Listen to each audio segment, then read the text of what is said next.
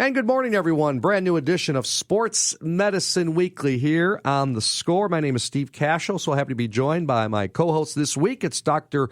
Charles Bush-Joseph, long time, 16 years as the head team physician for the Chicago White Sox, also works for the Chicago Bulls. He's a sports medicine specialist, orthopedic surgeon from Midwest Orthopaedics at Rush, filling in this week for my usual co-host, Dr. Brian Cole. Our website is sportsmedicineweekly.com. Dr. Chuck, how are you this morning? I'm great, Steve. Happy to be here. Thanks so much. Want to start off with some news, sports injury-wise, from the NFL Combine.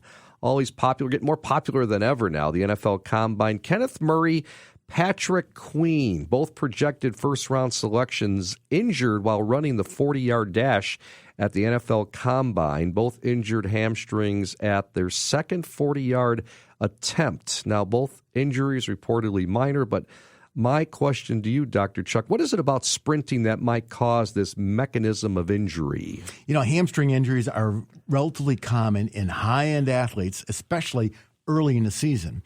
Now, I can't tell you how important the combine is in that 40 time for athletes. It means thousands, if not millions of dollars. Sure. And the difference between a 4.8 or 4.48 and a 4.52 is dramatic. So these athletes are always going to perform to their highest level and really give everything they got. What happens with a hamstring tear, I'm reaching further to make my stride longer and more aggressive than what I normally do, and it's a eccentric injury.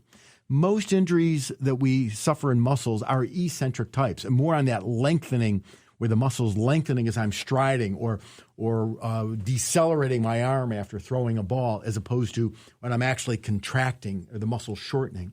So, you know, these are common injuries. They're very difficult to deal with. We see them a lot where, you know, we're entering the spring soccer season. And if you look at our professional leagues, both in the NFL and Major League Soccer, and certainly even the English Premier League, 60% of hamstring injuries occur in the first 25% of the season. Yeah, I was going to ask you then, is there any significance to the fact that it occurred for both these guys in the second 40-yard attempt for both athletes? They're warmed up. That's when they're trying to run their best time on that second and third trial. And so, yeah, you know, they're going all out.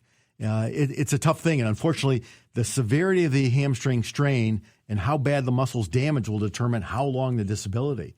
Usually there's been several studies, both in Major League Baseball and in the NFL, where we're able to obtain MRIs on these injuries. And we can usually predict, based on the MRI appearance of the scan, as to how long that player will be out. And usually if there's significant damage throughout the entire muscle itself, we're talking an injury that's going to require months to recover, as opposed to clearly a minor strain. Is a strain same thing as a tear? Is it always a tear? You know, it is. And actually, it's a matter of definition. A grade 1 strain where the muscle's damaged a little bit, but fibers aren't really torn. A grade 2 where a few fibers are torn, but the majority of the muscle's still intact. Or a grade 3 where there's significant muscle tearing. Certainly, the greater the degree of injury, the longer the recovery, the more difficult, and the greater chance of recurrence. So hamstrings, we still say nowadays, is a better injury prevented than treated, because the greatest risk for a hamstring tear is a previous hamstring strain.